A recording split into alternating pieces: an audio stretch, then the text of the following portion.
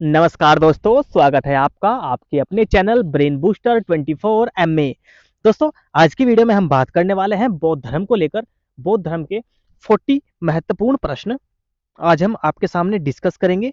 लेकिन इससे पहले मैं आपसे रिक्वेस्ट करूंगा कि वीडियो को आपको अंत तक जरूर देखना है। देखिए, मैं आपको सब्सक्राइब करने के लिए नहीं बोल रहा हूँ। यदि आपको लगता है कि भाई सब्सक्राइब करने के लिए बोलेंगे तो मैं बिल्कुल नहीं बोल रहा हूँ। आपको वीडियो यदि पसंद आएगी और आपको लगता है कि हाँ भाई हमें इस चैनल पर दोबारा नई वीडियो देखनी चाहिए, तो आप सब्सक्राइब कर लीजिएगा, लाइक भी कर लीजिएगा और अपने दोस्तों के पास शेयर भी एक बार से कर दीजिएगा। देखिए, आज हम क्या बात करने वाले हैं, 40 महत्वपूर्ण प्रश्न आज हम डिस्कस करेंगे इस वीडियो के माध्यम से। एक सेकेंड, थोड़ा कलर चेंज कर लेता हूँ जरा। चलो, यही ठीक है। चलिए दोस्तों,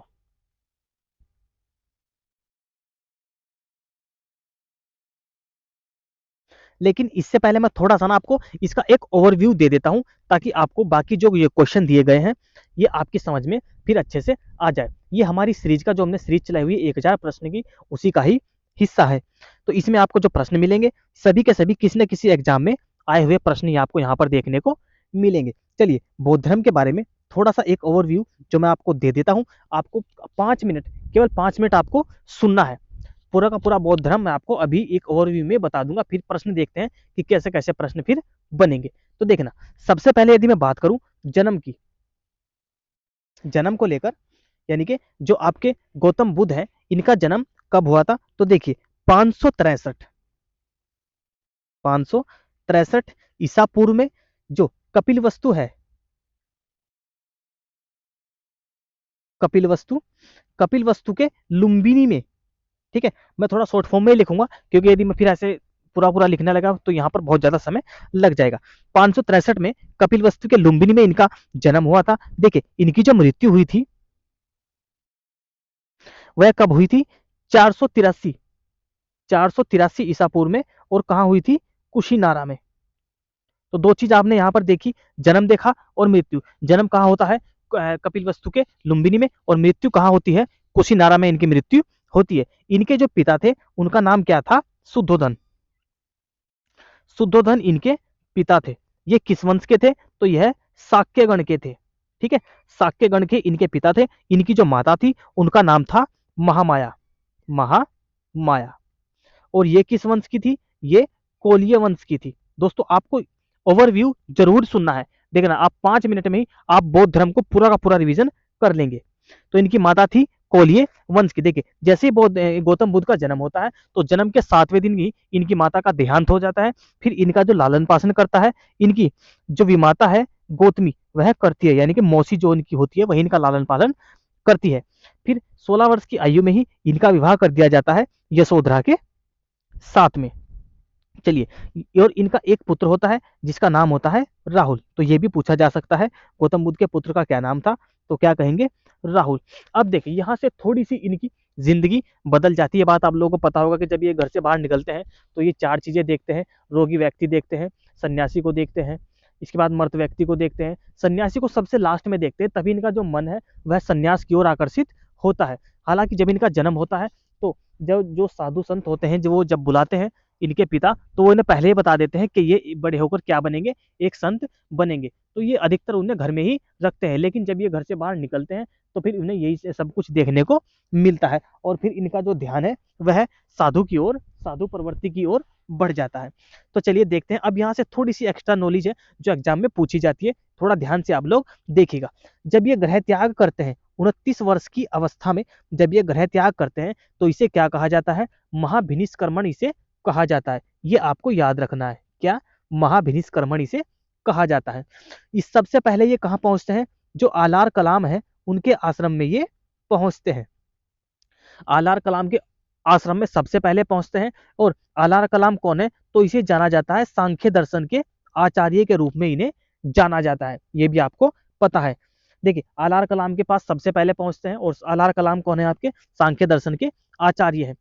इनके सबसे पहले 2 शिष्य बनते हैं। कौन कौन से, तपस और मलिक। ये इनके 2 शिष्य बनते हैं। प्रथम जो अपना उपदेश देते हैं, ये अपना प्रथम उपदेश देते हैं सारनाथ में, जिसे क्या कहा जाता है, इसे धर्मचक्र प्रवर्तन कहा जाता है? सैकड़ों बार ये प्रश्न पूछा गया है। धर्म चक्र परिवर्तन कहा जाता है, यानी कि जो इनका पहला उपदेश होता है उसे क्या कहा जाता है? तो धर्म चक्र परिवर्तन कहा जाता है। नेक्स्ट देखिए, इन्होंने 4 आर्य सत्य बताए हैं। कितने? 4 आर्य सत्य। एक बार केवल यही पूछा गया था कि 4 आर्य सत्य किसने दिए? तो ये दिए थे बौद्ध धर्म ने। और ये क्या थे? देखिए, दुख है, दुख दुख समुदाय है। दूसरे में क्या है? पहले में दुख है, दूसरे में दुख समुदाय है, तीसरे में दुख निरोध गामिनी है, ये इन्होंने कहा था। और चौथे में क्या है? दुख निरोध है। तो ये 4 इन्होंने आर्य सत्य बताए थे। अष्टांगिक मार्ग, यदि प्रश्न ये बने कि जो अष्टांगिक मार्ग है इसका संबंध किससे है, तो ये भी बौद्ध धर्म से ही अष्टांगिक मार्ग का संबंध है। पंच स्कंद, पीसीएस में पूछा गया प्रश्न, पंच स्कंद का संबंध है, तो पंच स्कंद का जो संबंध है वह भी बौद्ध धर्म से ही है। इसमें क्या है? देखिए, पंच स्कंद में आपका रूप है, वेदना है, संज्ञा है, संसार है और आपका विज्ञान है। इन पांचों को मिलाकर ही क्या कहा गया है? पंच स्कंद कहा गया है। त्रिरत्न का संबंध किससे? देखिए यहाँ पर लिखा गया है त्रिरत्न का क्या अभिप्राय है, तो बुद्ध, धम्म और संघ, ये भी बौद्ध धर्म से संबंधित है। इसके बाद देखिए, बौद्ध धर्म में एक सभा हुआ करती थी, तो ये कैसी थी? गणतंत्र पर आधारित यह सभा थी। उस समय देखिए भी गणतंत्र था, बौद्ध धर्म के अंदर गणतंत्र था, तो ये सभा होती थी गणतंत्र पर आधारित होती थी। और इसमें कोरम कितने का होता था? 20 का कोरम होता था। यूपीएससी में पूछा गया प्रश्न कि बौद्ध धर्म में जब सभा होती थी उसमें कितने व्यक्तियों का कोरम होता था, तो आपका आंसर हो जाएगा 20 व्यक्तियों का इसमें कोरम यहाँ पर हुआ करता था। 3 पिटक है जो बौद्ध धर्म से संबंधित है, सुत्त पिटक, अभिधम पिटक और विनय पिटक। कितने पिटक दिए गए हैं? 3 पिटक। सुत्त पिटक, सुत्त पिटक, इसमें क्या है? देखिए, सुत्त पिटक में दिए गए हैं उपदेश। यदि बात है कि उपदेशों का संग्रह कहां पर है, तो आप क्या कहेंगे? सुत्त पिटक में है। दूसरे में है, दूसरा है आपका अभिधम पिटक, अभिधम पिटक में दार्शनिक सिद्धांत दिए गए हैं। तीसरा है विनय पिटक और इसमें संघ के नियम दिए गए हैं। अब इसकी 4 क्या होती है आपको पता है? संगीति होती है। 4 संगीति या समिति कह सकते हैं, 4 संगीति होती है। इसे तो आप कोड से याद कर सकते हैं। जैसे देखिए, कोड क्या है? रा, वे, पा, कु। ये स्थान है, कहां पर हुई थी? राजगृह, वैशाली, पाटलिपुत्र और कुंडलवन। इसे आप याद कर सकते हैं। पहली कहां हुई थी? राजगृह में हुई थी, दूसरी वैशाली में हुई थी, तीसरी पाटलिपुत्र में हुई थी, चौथी कुंडलवन में हुई थी। इसके बाद देखिए, इनके जो उस समय के अधिकारी थे या राजा आप लोग कह सकते हैं उस समय के, तो वो कौन थे? इसे आप याद रख सकते हैं। ए का ए क, अका अक से अजात शत्रु, कालाशोक, ठीक है, और आपका ये हो जाएगा अशोक, और चौथा आपका कनिष्क। आप ये याद कर सकते हैं। इनके उपाध्यक्ष का भी आप कोड याद कर सकते हैं। कोड क्या है? मस मो, मस मो व, ठीक है। ये भी इसके जो, वैसे तो मैं इन्हें आगे डिस्कस करूंगा अभी, लेकिन थोड़ा सा बस आपको बताने के लिए मैं यहाँ पर इन्हें थोड़ा सा डिस्कस यहाँ पर कर रहा हूँ। चलिए देखिए, इसके बाद हम इसके कुछ प्रतीक चिन्ह देख लेते हैं। जैसे जब इनका जन्म होता है तो इनका जो प्रतीक चिन्ह माना जाता है कमल व सांड माना जाता है। जब ये गृह त्याग करते हैं तो उसे घोड़ा माना जाता है। ज्ञान जब इन्हें प्राप्त होता है तो पीपल इनका प्रतीक चिन्ह माना जाता है। जब इनकी मृत्यु होती है तो स्तूप इनका प्रतीक चिन्ह माना जाता है। एक बहुत महत्वपूर्ण प्रश्न है कि जातक कथाओं का संबंध किससे है? तो जो बौद्ध धर्म की जो पुनर्जन्म की कथाएं हैं उन्हें जातक कथाएं कहा जाता है। तो दोस्तों, बौद्ध धर्म से संबंधित थोड़ा सा एमसीक्यू ये हमने अभी डिस्कस किया है, ओवरव्यू। मैं उम्मीद करूंगा कि आपको पसंद आया होगा। अब हम बात करेंगे एकदम से स्पीड से, इसके जो 40 प्रश्न हमने लिए गए हैं उन्हें हम अब फटाफट से कर लेंगे और आपको अच्छी तरीके से सारी चीजें समझ में और आ जाएगी। तो इन 40 प्रश्नों को आप लोग जरूर देखो। पहला प्रश्न है, बौद्ध धर्म में त्रिरत्न का क्या अभिप्राय है? तो त्रिरत्न क्या क्या थे? बुद्ध, धम्म और संघ। ये भी पूछा जाता है। इसमें एक प्रश्न और पूछा जाता है, ये जो धम्म है ये किस भाषा में है? तो ये पाली भाषा में है। ये भी आपको पता होना चाहिए।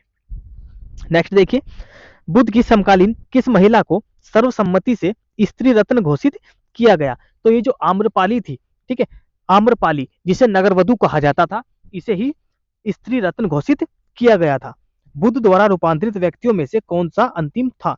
तो जो सुबुद्ध था, यह क्या थे? इनके अंतिम शिष्य माने जाते हैं, तो यही अंतिम व्यक्ति था। बुद्ध अपने जीवन की अंतिम वर्षा ऋतु कहाँ बिताई थी?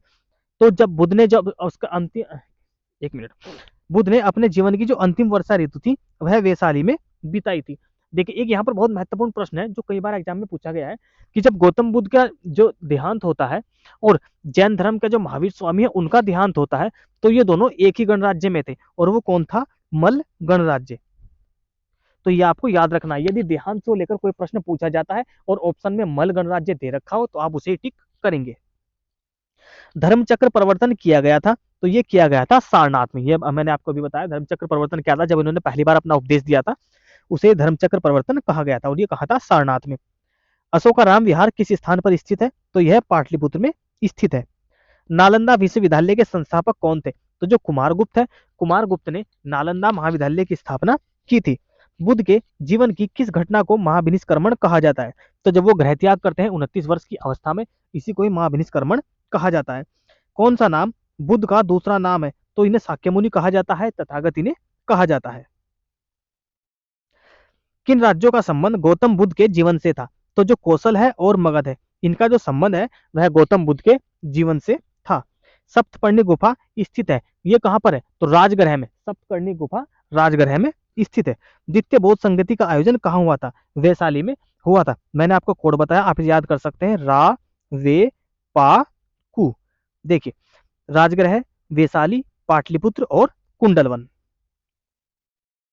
किस बौद्ध साहित्य में महात्मा बुद्ध के नैतिक एवं सिद्धांत संबंधित प्रवचन है? तो जो सुत्त पिटक है, इसमें क्या कहा गया है? नैतिक नियम इसमें दिए गए हैं।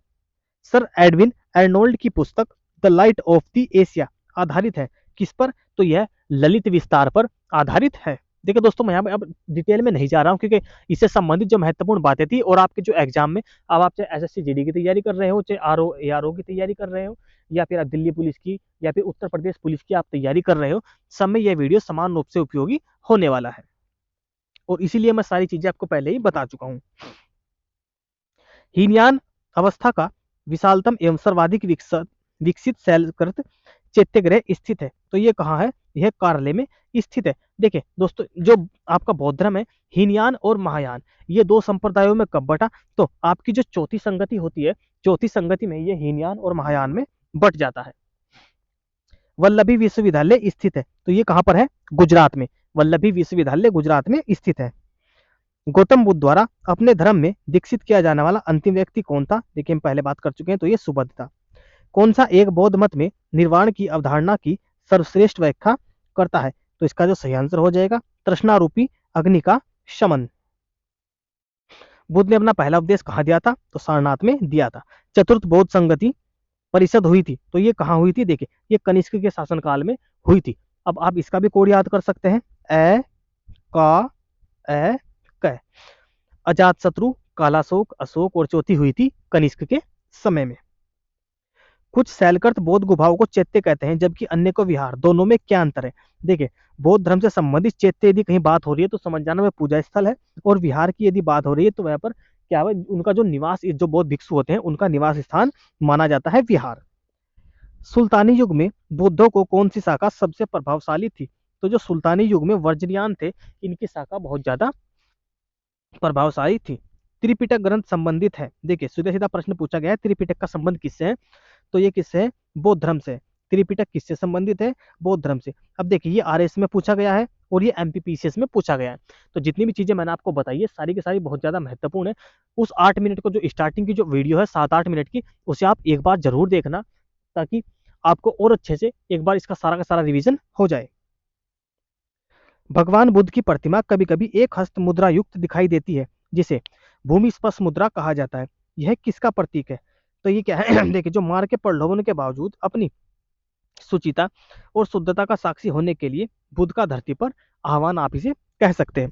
प्राचीन भारतीय इतिहास के संदर्भ में कौन सा धर्म और जैन धर्म दोनों में समान रूप से विद्यमान था? वेद प्रमाण के प्रति अनास्था और कर्म कांडों का की फलवत निषेध। तो ये दोनों ही, आप जैन धर्म की बात कर रहे हो या फिर आप बौद्ध धर्म की बात कर रहे हो, दोनों ही धर्मों ने कर्म कांड का विरोध किया है और दोनों ने वेद में के प्रति अपनी अनास्था दर्शाई है। दोस्तों एक छोटी सी बात जो मैं आपको पहला बताना भूल गया, मेरे दिमाग से निकल गई, मैं आपको यह बताऊं कि आखिर बौद्ध धर्म और जैन धर्म इनकी उत्पत्ति किस प्रकार से होती है, क्यों लोग इन्हें मानने लगते हैं। देखिए दोस्तों, बात शुरू होती है वैदिक काल से। वैदिक काल यदि आप लोगों ने पढ़ा हो तो आपने देखा होगा कि वैदिक काल में दो काल थे, एक उत्तर वैदिक काल और एक पूर्व वैदिक काल। पूर्व वैदिक काल की स्थिति फिर भी थोड़ी सी सही मानी जाती है, लेकिन जैसे जैसे आदमी उत्तर वैदिक काल की ओर बढ़ते हैं तो वहां पर आप धर्म को लेकर बहुत ज्यादा प्रचार होने लगता है, कर्मकांड बहुत ज्यादा बढ़ जाते हैं, जैसे पशु बलि प्रथा बहुत ज्यादा बढ़ जाती है। अब क्या होगा, जो आम लोग हैं यानी कि जिनके पास खाने तक के लिए पैसे नहीं है, बड़े बड़े हवन वे कहाँ से करवाएंगे, और वो भी क्या इच्छा रखते थे कि हमें भी निर्वाण की प्राप्ति हो या हमें भी मृत्यु के बाद मोक्ष की प्राप्ति हो। तो ऐसे में जब लोग इनसे उब गए थे तो तब इन दो धर्मों की उत्पत्ति होती है, बौद्ध धर्म और जैन धर्म की। तो इन लोगों ने सबसे पहले तो क्या किया, जो कर्मकांड होते हैं कर्मकांड के ऊपर डायरेक्ट इन्होंने प्रहार करना शुरू कर दिया, वेदों के प्रति इन्होंने अनास्था रखनी शुरू कर दी। तो जब लोगों को लगा कि यहाँ पर रहकर बौद्ध धर्म में भी हमें वो सारी की सारी सहूलियत मिल रही है जो हमें वैदिक धर्म में मिलती थी, तो फिर लोगों ने क्या सोचा कि भाई क्यों ना हम बौद्ध धर्म को ही ग्रहण कर ले। तो जो कर्मकांड बढ़ रहे थे वैदिक काल में, इनकी वजह से भी, इन कर्मकांडों की वजह से भी बौद्ध धर्म का प्रशय अधिक रूप से हुआ, क्योंकि लोगों ने फिर वैदिक धर्म को छोड़कर और बौद्ध धर्म और जैन धर्म को अपना, क्या बोलते हैं, अपना लिया था। तो इसी वजह से बौद्ध धर्म और जैन धर्म अपने चरम उत्कर्ष पर पहुंचा। काफी ज्यादा खर्चीले, अब आप देखो किसी चीज को कराने में यदि 5 से 10 हजार रुपए लगे और वही आदमी उसी काम को केवल 100-200 रुपए में करे, तो आप क्या करोगे, आप 5 हजार रुपए क्यों खर्च करोगे। ऐसा ही हो रहा था बौद्ध धर्म में, केवल बहुत यानी कि नाम मात्र में ही आपके सारे कार्य कर दिए जाते थे। लेकिन जैसे ही वैदिक काल की यदि हम बात करें तो वहां पर कर्मकांड बहुत ज्यादा महंगे हो गए थे। तो इसी वजह से लोगों ने इन धर्म को छोड़कर बौद्ध धर्म को अपनाया और बहुत ज्यादा इसे प्रश्रय दिया। तो ये भी आपको, यदि आप मेंस एग्जाम लिखोगे तो फिर ये सारी चीजें आपको वहां पर लिखनी पड़ती है। ये प्रश्न के रूप में आता है कि क्यों वैदिक धर्म को त्याग कर लोगों ने बौद्ध धर्म को अपनाया। या फिर ऐसा भी प्रश्न बन सकता है कि जो धार्मिक क्रांति हुई थी, देखिए प्रश्न ऐसा बनता है, छठी शताब्दी में, 5वीं और 6ठी शताब्दी में धार्मिक क्रांति के क्या कारण थे। वहां पर आपको यह नहीं बताएगा कि भाई बौद्ध धर्म में ऐसा हुआ या जैन धर्म में, वो केवल धार्मिक क्रांति की बात करेगा। यहाँ पर आपको खुद ही समझना होगा कि धार्मिक क्रांति की, ये कौन सी धार्मिक क्रांति की बात कर रहा है। चलिए नेक्स्ट देखिए, महात्मा बुद्ध का महापरिनिर्वाण कहाँ होता है। तो देखिए जो महात्मा बुद्ध का महापरिनिर्वाण होता है कुशीनगर में। इसे आप कुशीनारा कहें या कुशीनगर कहें, कंफ्यूज होने की जरूरत बिल्कुल नहीं है। कभी आप सोचे कि हमने कुशीनारा बताया है, पहले हम कुशीनगर बताते हैं, तो ऐसा कुछ नहीं, कुशीनारा कुशीनगर एक ही है। बुद्ध ने सर्वाधिक उपदेश कहाँ दिए थे, तो जो श्रावस्ती है, श्रावस्ती में बुद्ध ने सर्वाधिक उपदेश दिए थे। तृतीय बौद्ध सभा कहाँ आयोजित हुई थी, तो पाटलिपुत्र में तृतीय बौद्ध सभा आयोजित हुई थी। वह स्तूप स्थल जिसका संबंध भगवान बुद्ध के जीवन की किसी घटना से नहीं रहा। तो जो सांची का जो स्तूप है, इसका संबंध किसी भी घटना से नहीं है। आलार कलाम कौन थे, तो आलार कलाम बुद्ध के गुरु थे। सबसे पहले यहीं पर आलार कलाम के आवास पर ही पहुंचे थे, और ये किसके एक माने जाते हैं आचार्य, सांख्य दर्शन के आचार्य माने जाते हैं। बुद्ध कौशाम्बी किसके राज्यकाल में आए थे, तो जो उज्जैन है, उज्जैन के काल में ही बुद्ध कौशाम्बी आए थे। प्रथम बौद्ध परिषद का संचालन किसने किया था, तो जो प्रथम बौद्ध परिषद है उसका संचालन किया था महाकश्यप ने, मस मो, ठीक है।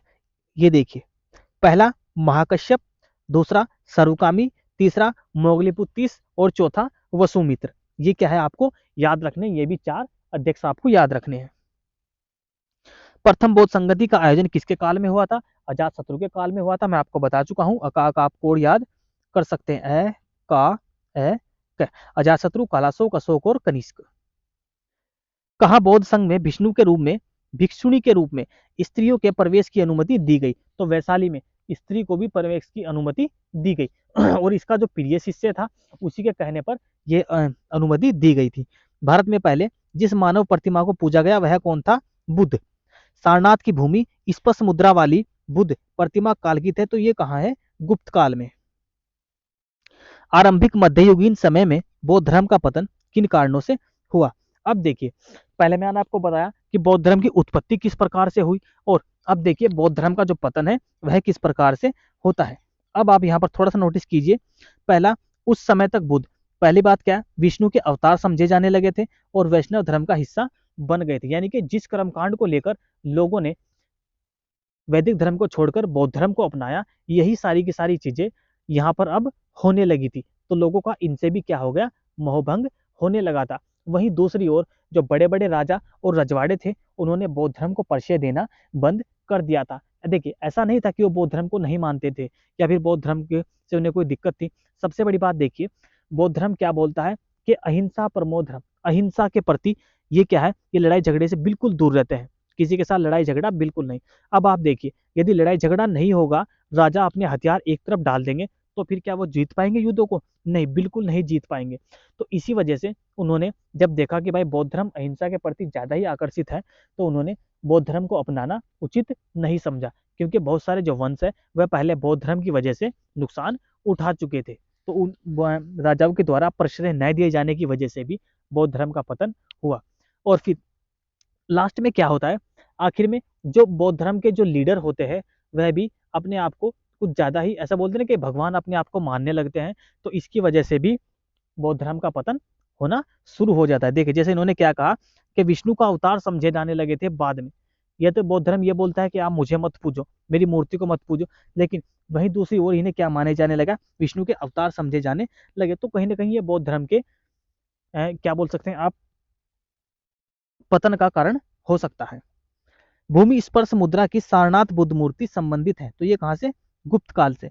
गौतम बुद्ध की मां किस वंश से संबंधित थी, तो यह कोलिय वंश से संबंधित थी। तो दोस्तों, ये बस हमारी वीडियो आज यहीं पर ही खत्म होती है। मैं दोस्तों आपसे रिक्वेस्ट करूंगा कि आप शुरू की जो 8 से 10 मिनट है, जिसमें हमने एक बेसिक सा आपको सारी चीजें बताई हैं, आप एक बार चलाना, ईयरफोन अपने कान में लगाकर बैठना और ध्यान से केवल आप मेरी बातों को, उन चीजों को सुनना। क्योंकि यदि आप देखिए, सिंपल सी बात है, आप चाहे उत्तर प्रदेश की जैसे पुलिस की वैकेंसी आई है, वो ज्यादा डीपली आपसे पूछेंगे नहीं और इनसे ही आपका काम बन जाएगा।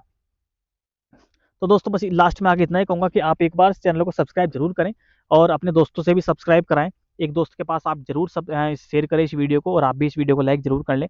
दोस्तों, कमेंट करके मुझे जरूर बताएं कि आपको हमारी वीडियो कैसी लगी, ताकि हम यदि कुछ दिक्कत हो तो हम अपनी वीडियो में थोड़ा सा सुधार करने की कोशिश करेंगे।